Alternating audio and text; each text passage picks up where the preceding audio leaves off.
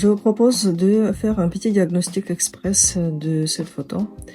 Quand je regarde la posture et le visage, ce que je vois surtout, c'est que le tissu commence progressivement à descendre vers le bas du visage. L'ovale du visage est moins net, moins soutenu et on voit le début d'un relâchement au niveau de la ligne mandibulaire avec des bijoux qui commencent à apparaître. Mais ce n'est pas juste une question de peau ou d'âge, je vois surtout un problème de soutien global du corps et du visage. La tête part légèrement vers l'avant et ça change complètement les tensions dans le cou, la mâchoire et le bas du visage. Le cou compense beaucoup.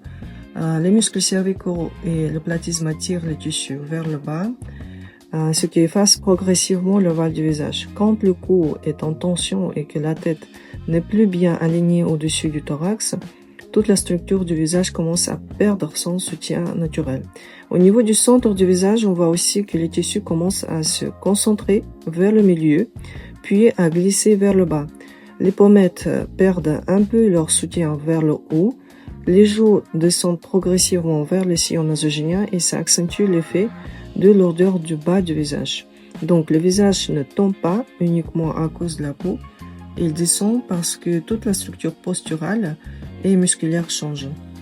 Je vois aussi des tensions au niveau de la mandibulaire et de la mâchoire. Le bas du visage semble tenir en compensation.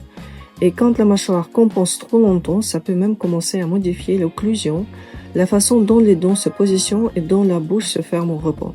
Souvent, quand la posture change, l'occlusion change aussi progressivement. Au niveau des yeux, on voit déjà une fatigue du regard avec des paupières un peu plus tombantes. Ça peut être lié à plusieurs choses. Tension du front, manque de soutien du haut du visage, fatigue du système nerveux, mais aussi posture globale.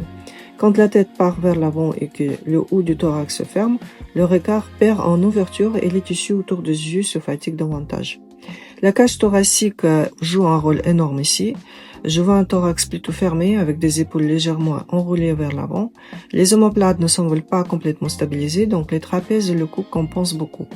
Et quand les omoplates ne soutiennent pas correctement le haut du corps, le cou travaille trop, la tête avance et le visage perd progressivement son soutien.